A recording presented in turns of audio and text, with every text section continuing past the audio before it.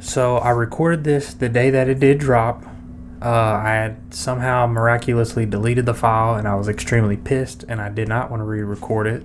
So now that it's been a day and I've cooled down, I'm going to record this again. So the Nintendo Switch 2 announcement trailer came out yesterday, pretty early in the day. I'm sure that was for Japan's time zone. I don't know. I'm interested to see what the console has, but I have a major concern with a few components of it. So I'd like to just run through this quickly and kind of give my opinions, my thoughts, the ups and downs, and, on to the next thing.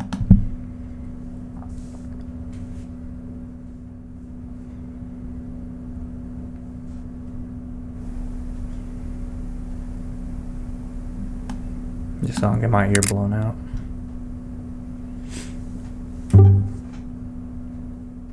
So the Switch 2 being a little bigger, I guess that's cool. It doesn't really do anything for me. So this part, I was analyzing the Switch in the first time I recorded this, and I might pull it up again. This very bottom part, there is one very similar to that's on the Switch now, but this one appears to be a lot bigger, and this hole is obviously kind of the same docking port section that sits in. Let me double check, because again, I forgot. I haven't touched it in a while. Okay, turn off. Oh, now they got an announcement for the Switch 2 on the Switch.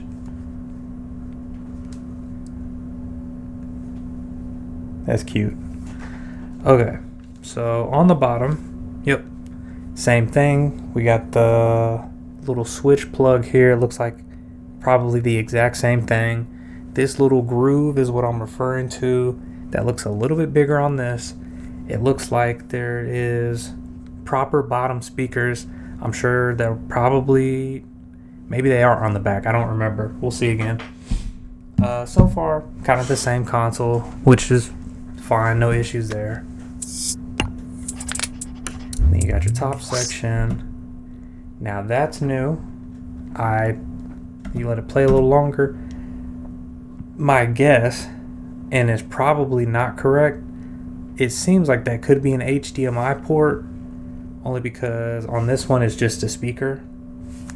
So I'm not really sure what that is, because you're not docking the Switch upside down, even though it looks like it's in the center almost. Headphone jack's still in the same spot. Where you put the cartridge in is still in the same spot. Then they got this new this rotating grid kind of thing. So it's like if you have a drawing tablet, you're familiar with this.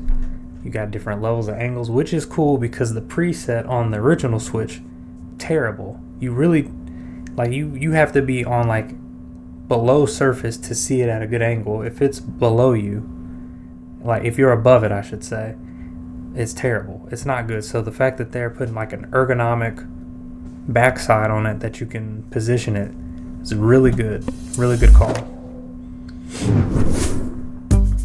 The new design on the sticks is pretty whatever. I don't like how simple and bland it is. They're still doing the red and blue thing.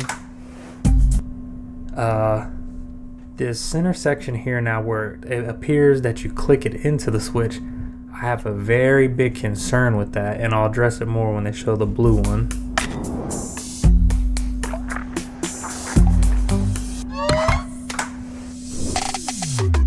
Specifically when they plug it in.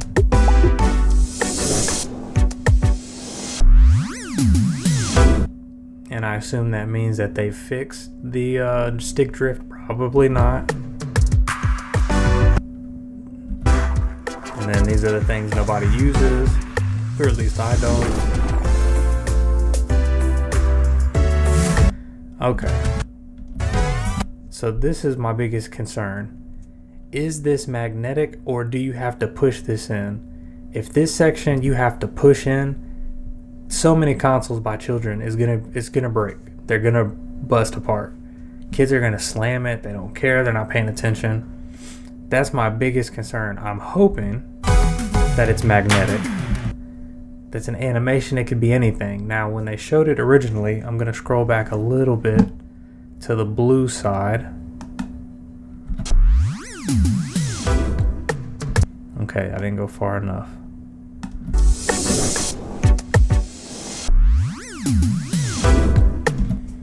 Dang, what the heck? Okay, you can kind of see it there. Here we go. All right. I'm hoping this little silver bit is a magnetic connection, so it like slaps together and then it charges. That might be asking for too much. I'm hoping that that's what that is, because the idea that you are actually pressing this in is really concerning, not for me specifically, but for people who buy this system who aren't that bright. Their kids are going to do whatever with it. That's not good. That's a real big concern to me. I really think they should have just stuck with the slide motion. I think it worked well. Depending on how your setup is, if you have it kind of under, not a bookshelf, but like a TV stand that has like miniature grids, that can be a hassle if you're trying to not pull the whole console out. My setup's a little bit like that, but I don't generally use the Joy-Cons. I have a Pro controller, but the slide function I thought was a pretty good, solid system. If it's magnetic, great, but if you have to click it into the side, that's awful. That's my biggest gripe with it, and I could be wrong, and I hope I am.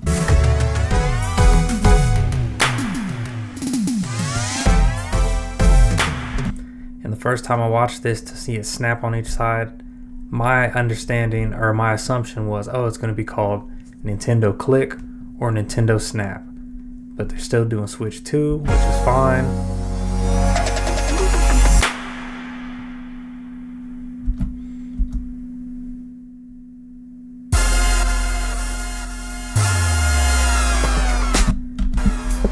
I don't like the look of this on the back.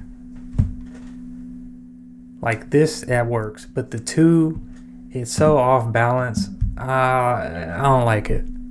I think I would have been happy if they just kind of removed it all together, or maybe stretch it out, but it just looks kind of silly and it looks cheap, to be honest. I'm also a little disappointed that the Switch 2, even though they'll have variations of everything, the default console just being all black, it's a little weird because that's not extremely creative for Nintendo. But I guess the Wii and the Wii U were white out the gate, so it's not too crazy. But it just seems so bland for a Nintendo console. At least with white, it's still a vibrant color. Now it's just kind of moot. And you just get the little ring of blue and orange. Or red, pink, whatever, peach.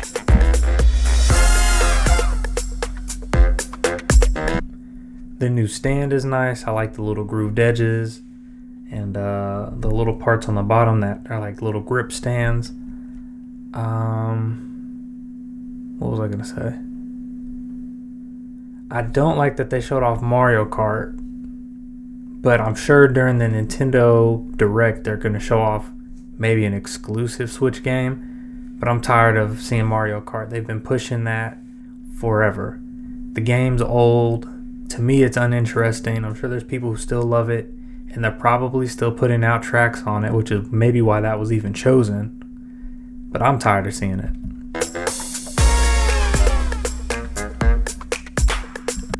Still got the same controller, just a little bigger. I don't use that controller. I did when I first got the Switch. Then once I got the Pro controller, that went away. I do hope, because of how similar this console is, that you can continue to use any peripherals you bought for this console. So I don't want to have to buy a new Switch controller. Then they leave us with this. Plays Nintendo Switch 2 exclusive games as well as Nintendo Switch games. Nintendo Switch 2 plays both physical and digital Switch games. Certain Nintendo games may not be supported on or fully compatible with the Switch 2. Details will be shared on the Nintendo website at a later date.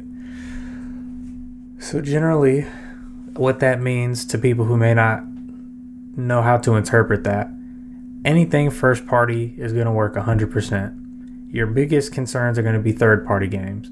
ARMS should still work. They're showing off Wonder, but that's a newer game. The Metroids are going to work for sure. The remastered and Dread, your Legend of Zeldas are definitely going to work. So the biggest hurdle there is going to be third-party games.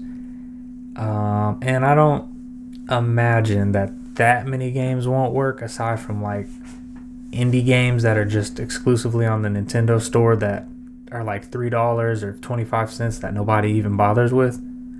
So I mean, I'd be surprised if a big game didn't work on this. Like if I guess Bayonetta 3 is technically a Nintendo exclusive. I don't know. I can't even really think of any games that are third party that I own that are not on any other console. But yeah, I don't know. I think most people's catalogs are gonna be fine. I don't think that'll be an issue. But again, look at the two Switches. It looks extremely close to I can never remember.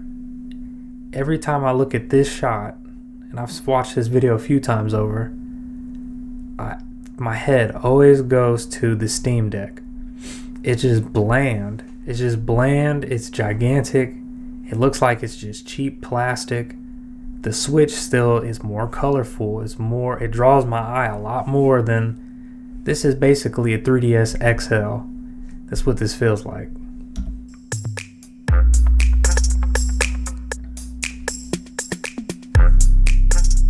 I'm excited for the Direct.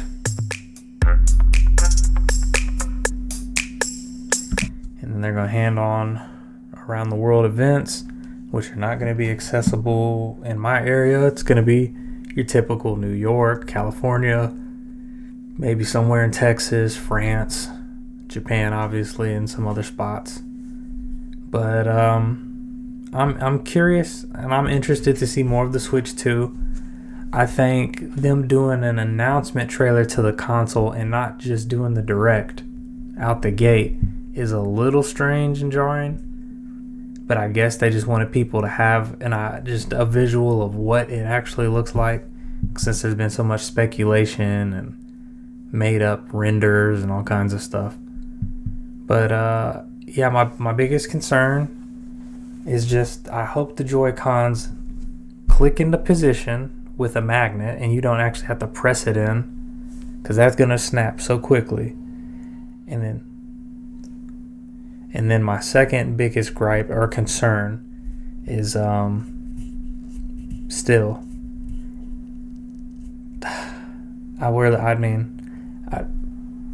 I'm so focused on just the concept of the slide. I really don't trust the click unless it's magnetic. And even then, sorry, I got off work. And even then, that doesn't mean kids are not going to break it. So the Joy-Cons, the whole issue is really the Joy-Cons. The concern is the clicking it in, and the concern is stick drift going to be a thing on this as well? Outside of that, I'm down. I'm sure it's going to be $400. If it's $350 like the OLED, that'd be crazy, but I imagine it's going to cost more just because it's a new console. Even though it really doesn't do that much different, it's just games are going to look better, run a little better. People are saying this is the PS4 equivalent. Sure. Whatever. I just want to see new titles, which can be on the Switch, and they probably will be, since that's such a hot sell. We'll see what happens. But that is my breakdown. Hope you enjoyed it.